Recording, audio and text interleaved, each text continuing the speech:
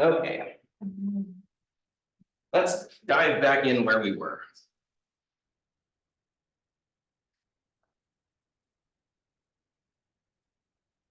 So we had just started talking about pushdown automata.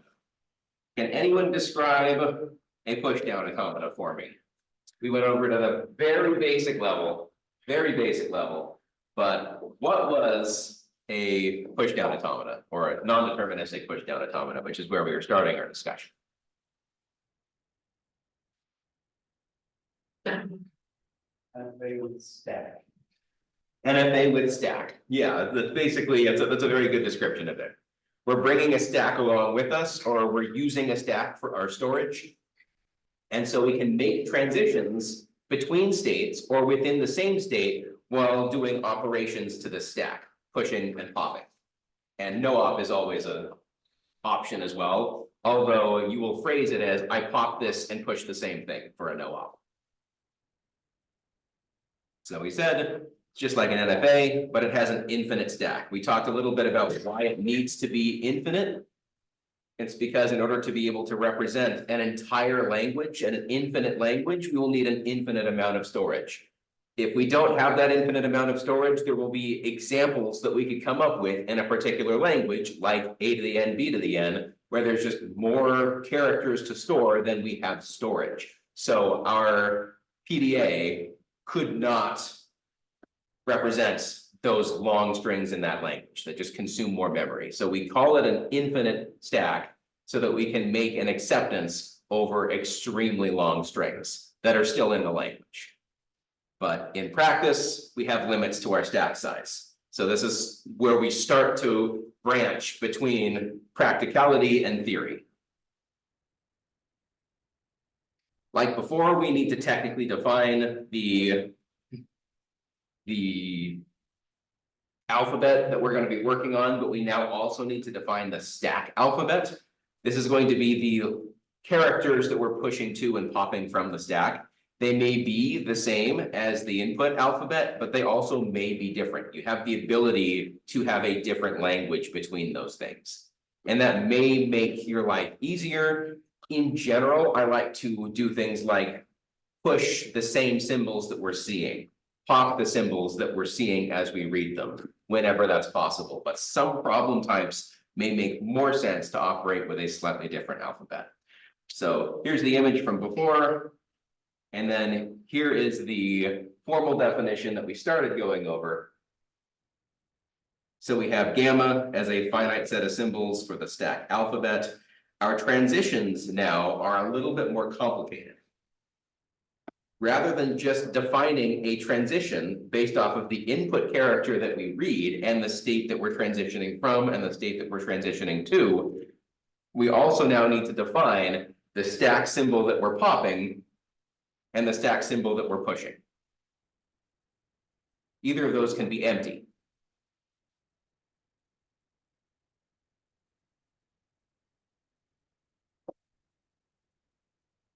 We still have an initial state. We need to define the stack start symbol. So we're going to be using Z in the class as representing an empty stack. So if we go to pop a character or look at a character, P, and that character is Z, it tells us the stack is empty. We cannot actually go retrieve that Z. It just means that the stack is empty. So it's not something we can remove from the stack. It's just the floor of the stack.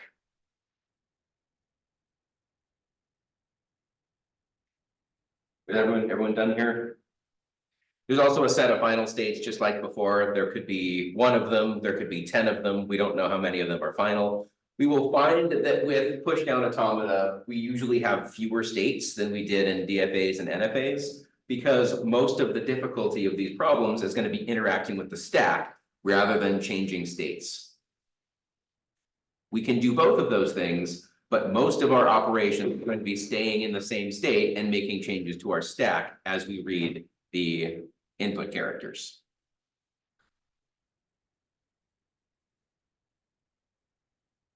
So we already talked about this. Rather than transitioning from just one state to another state consuming an input character, we need to make an associated change to the stack. Either be a push, a pop, or a no-op. We can't move if the stack is empty. Unless we can land a transition on an empty stack. We can do that to get to a final state. But the idea is that in order to make a transition, we need to remove something from the stack and add something to the stack. So we basically can't move too much if the stack is empty. Range of the transition function must be finite. This is important. We can't have an infinite transition function. There can't be an infinite number of stack symbols that are possible. We need a finite number of stack symbols. Just like we need a finite number of characters in the alphabet of the string we're reading. This means that the stack also needs to be finite. So the number of possible strings pushed to or popped from the stack are finite. So this is one restriction that is placed on this that makes sure that it reads context-free languages. Here's how we're going to look at transition rules. Very similar to before, we're going to have the delta, but now we have some interesting language here. The Q1 tells us the state that we are in.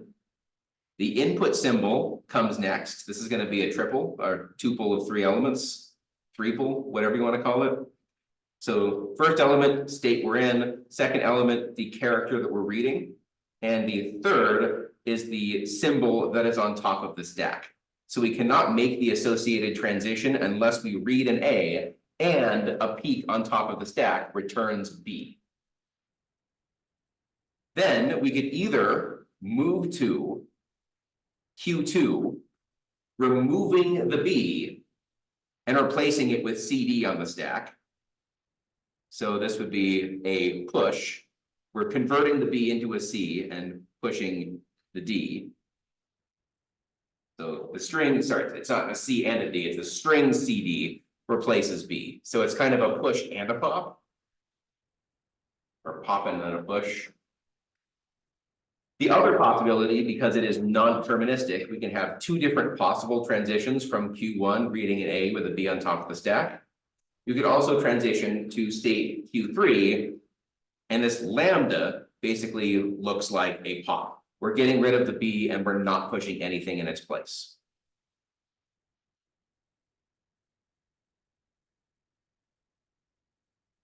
Does this notation make sense? It's a little iffy. We need to define 3 things to be able to make a transition. We need to know the current state that we're in, the input character from the string that we are reading, and the current top symbol of the stack.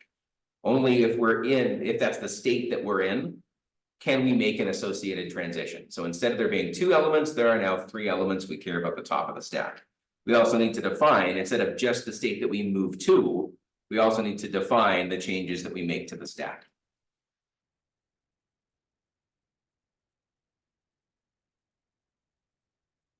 Let's look at an example.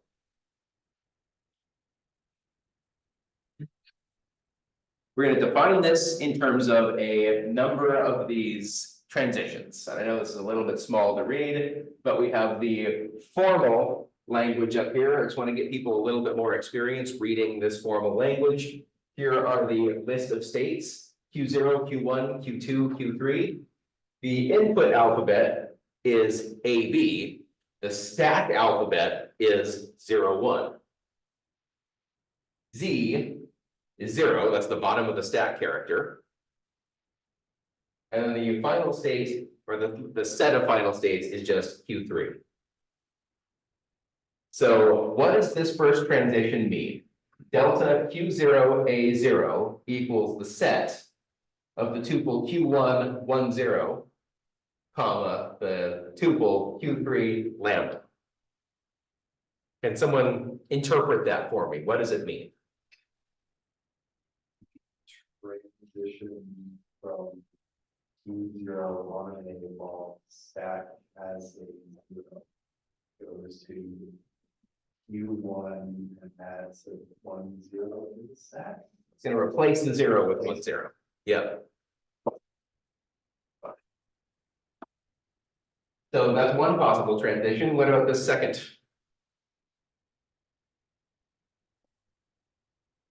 So on Q0, it reads an A and there's an if and there's 0 on the stack. It removes the 0 from the stack, but then it adds nothing to it and it goes to Q3. Right, yeah, we're gonna pop the 0, transition over to Q3. Yep. So take just a second and see if you can draw in an associated form what a PDA would look like. And note that a transition, instead of being a single character now, is going to be three pieces. So before, when we had a DFA, use something we can actually see, or an NFA, we had some state, we had some transition to another state, and it was on a single character. Now we're going to have three pieces of information on a transition. So it's very similar to this information here, except that we want to make sure that we talk about the input character, what gets popped from the stack, and what gets pushed from the stack. So it would be something like A 0 1 0. So this tells you that we read an A, we pop a 0, we push a 1 0.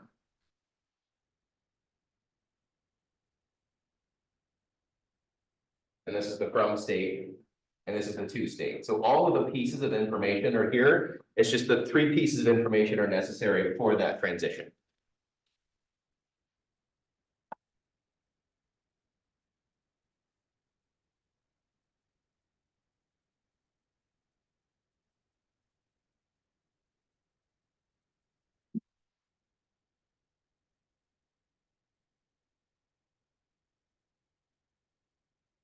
It is perfectly okay for either one of these last components to be lambda, being the empty. Yeah, You would zoom in on it. Notice it in the phone. It's I know, I can't really, at least not while I'm presenting. Can I? There we go. Hey, you can. Common sense strikes again.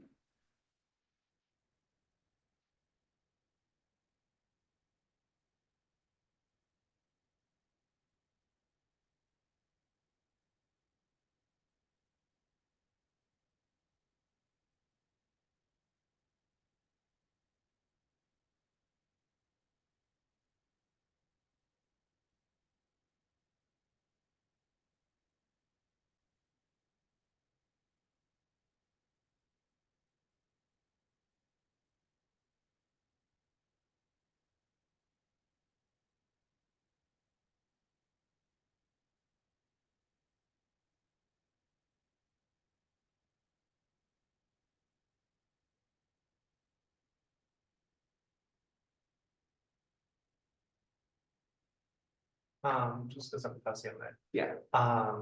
So on the left side of the transitions, the value for the stack there, that's like the value of the stack at that moment. And then on the right side, that's the value of the stack after the transition. Yeah, so this is what's getting popped from the stack. So it needs to be on top of the stack in order for that operation to Okay. be possible.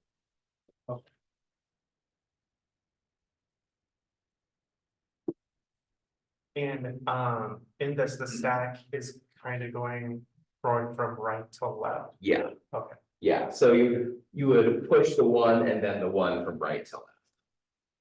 The 0 and then the 1. So this is really the operation is pushing the 1, because replacing the 0 with the 0 that's still there, and then the 1. So this is a push, and this is a pop. This is a push of a 1.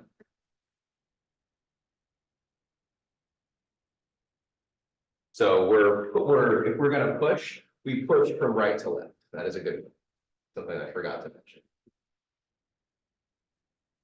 So if we were to give an example of here's the stack with a 0 on it, by the end of this process, there'd be a 0 and then a 1 on it.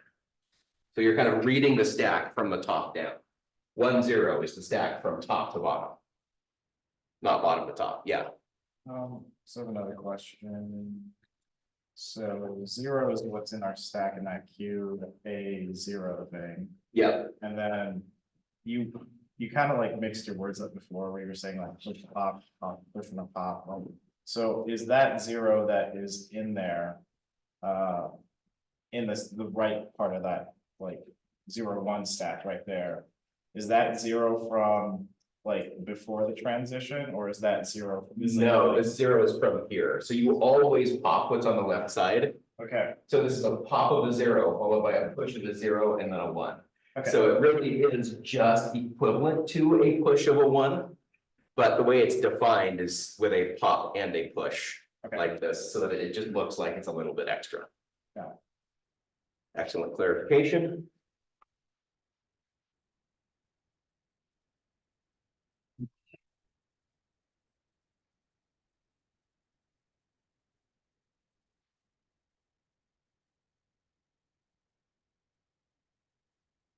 Not really sure how to attach a stack to it.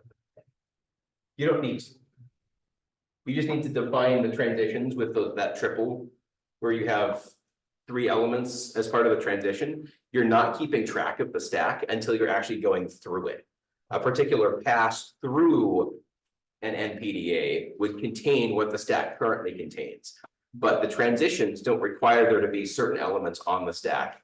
Now, yes or no, you just define if this element is on top of the stack, then we can do this associated operation to the stack.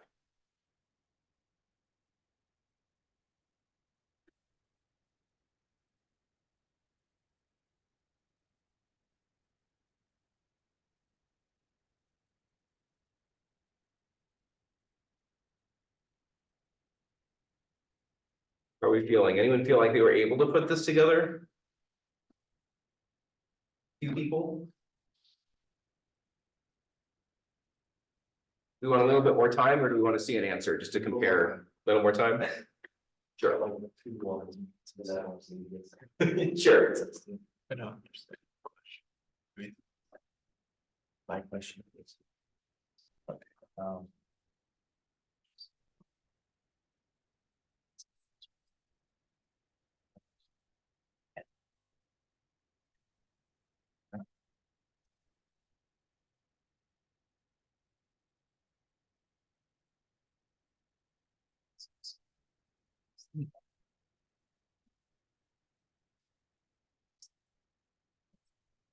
of my process of building the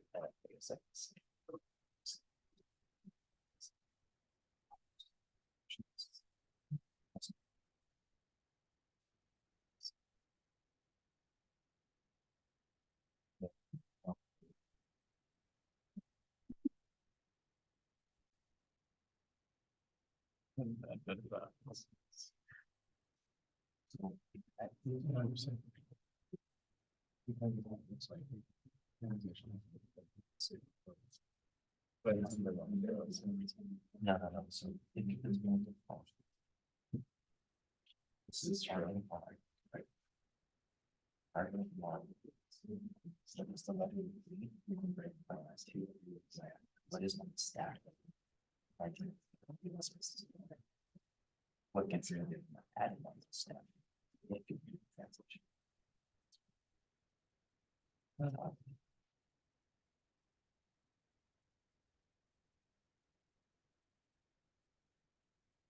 I think you just said this to him, but are we supposed to be keeping in these diagrams, are we trying to keep we trying to keep knowledge on the stack, like, you know, what the stack is looking like at all times? No, only if we're parsing a particular string. So since the input alphabet here is AB, if we had these particular transition rules and we're trying to read the string ABBA, for instance, then we would need to keep track of what's on the string with the associated transitions. But given that you're in a particular state, it is still context free. We don't know what happened before that to get us to this point. We just know we currently have a stack. And it's legal to transition from this state. I guess we should do a different state. From this state to this state, if we see a B in the input and the top of the stack character is a 1. It doesn't matter how that 1 got on the stack. Okay, But if the top character is a 1, then we can transition to Q2 okay. and pop the 1.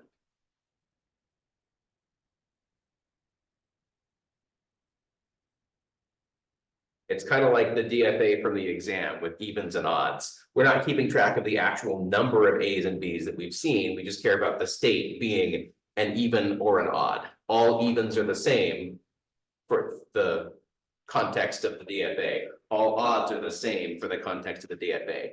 Here, regardless of how we got a 1 to the top of the stack, it doesn't matter what process we went through, all that matters is there is a 1 on top of the stack.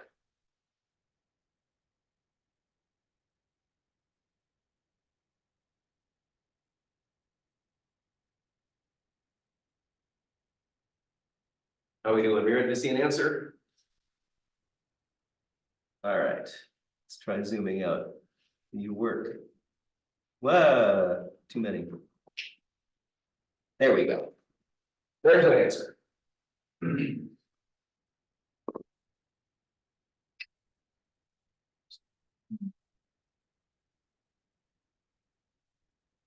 Is this what people got, or close to what people got? Oh, I just. So this Q0 on an A, popping a 0 and pushing a 1-0 transitions to Q1. That's what this entire arrow is saying, starting at Q0, reading an A, popping a 0, pushing a 1-0, 0 and then a 1, gets us to Q1. Similarly, from Q0, we can get to Q3 on a lambda as long as the 0 is on top of the stack. So we can go from Q0, reading an A, popping a 0, pushing nothing, get us to Q3. So this entire process looks like a pop of a 0. There's also this next one, Q0 lambda 0. It tells us we can make a lambda transition from Q0 to Q3 as long as there's a 0 to pop from the stack. You might have said this before. You might have said this before, but if all transitions to a state, given that we have no other context clues, if all transition to a state has a, let's see, a lambda as the being put, oh yeah, on this, looks like it's being pushed onto the stack. If all the stuff being pushed onto the stack, I'm specifically talking about state Q3. But like all the stuff being pushed onto the stack are lambdas. Okay, yeah, this just represents a pop. Right, oh, sorry, yes. Yeah. Pop. If all of it is a pop, then we should like infer that we're at a final state. We're at a final state if we reach a final state, but we have to care about both the input alphabet, so the input character that we're on, to be able to make these transitions. Now, instead of just having to read from the input, we have two things we need to care about: the input character and looking at the top of the stack. So if the top of the stack doesn't have the associated character, like let's say the top of the stack from Q0 is a 1. It's not possible to get a 1 on the stack from Q0, but let's say we have a stack where there's a 1 on it. Is there any operation that we can take from Q0, regardless of what the input character is? Let's say that the next character we're trying to read is an A. There's nowhere we can go, because to make this transition, the top of the stack character needs to be a 0. To make this transition, the top of the stack character needs to be a 0. To make this transition, even though it consumes no input, the 0 needs to be the top of the stack character. Since there's no 0 at the top of the stack character, there's no transition we can make. Just like in an NFA, if there's no possible transition we can make, we reject. So it is possible for there to be no possible transition. If that is the case, we'll reject the input string right then and there.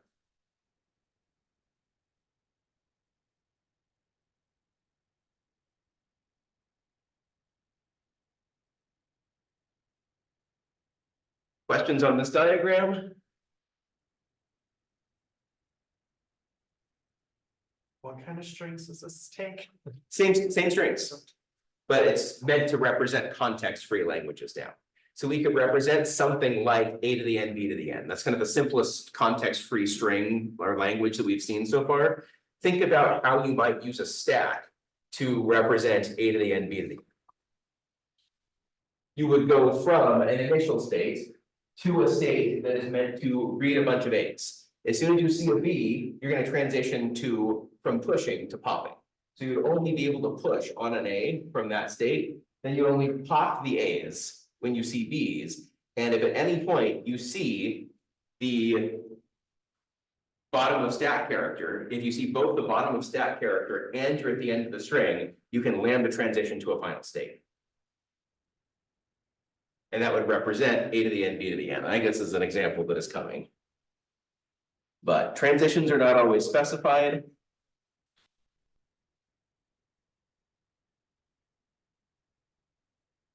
This just adds a 1 to the stack when an A is read, removes a 1 from the stack when a B is read, transitions from Q1 to Q2 after the last A is read, preventing A's after a sequence of them. So this actually does exactly that.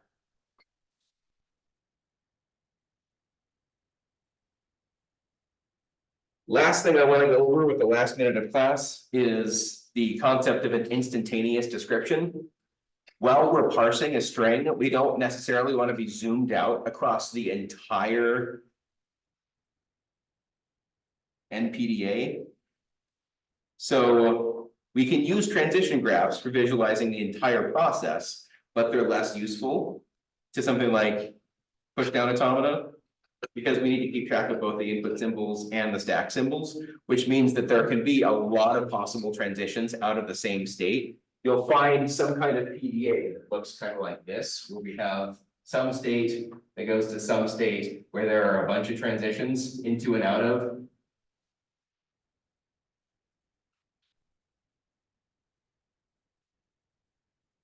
Doesn't really matter what these transitions are, but there are a bunch of them. And then we transition in one sense to a final state. Great. This is gross. There could easily be 60 of these in a particular pushdown automata. So visualizing the transition graph is sometimes really painful and not particularly useful. So we have this concept of an instantaneous description that will allow us to basically say, given that we're parsing a particular string, what is the current state of the PDA? So there's one new notation where we have Q, that is the current state of the control unit. So it's Q0, Q1, etc. We will also have W, the unread portion of the string. So this is everything that follows the current character that we are on. And then U is the entirety of the stack contents. So those three pieces of information tell us everything we need about the current state of the PDA. Then there's one more symbol, the turnstile symbol that we're going to use, that basically tells us a move that we can make from one instantaneous description to another instantaneous description. So if we're in the state of one instantaneous description and we transition from there, we will move into another instantaneous description. This allows us to say things like, it is provable that we can get from one state to another state within this PDA. If this is the current instantaneous description, it is provable that we can get to this other state via some number of transitions within the PDA. All right, I've gone over enough. A couple minutes after, I apologize. But important stuff, we'll come back to it tomorrow and get a bit more practice with pushdown automata and pushdown automata related problems. So.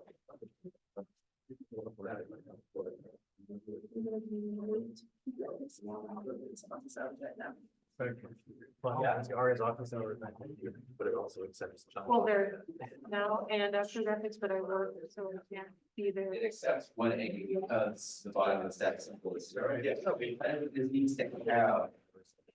Like, I don't know, maybe I should just kind of like get your answers too. Yeah. I'm pretty sure you mentioned right now. Oh. Yeah. Yeah.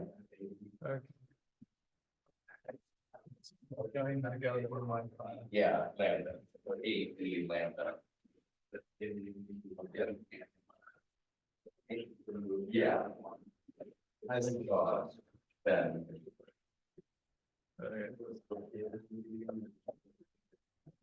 I think it's represent that, but I think it's also supposed to, you can have multiple positive transitions like this, like it's an NFA, but an NPDA, but yeah, it's very close to the end.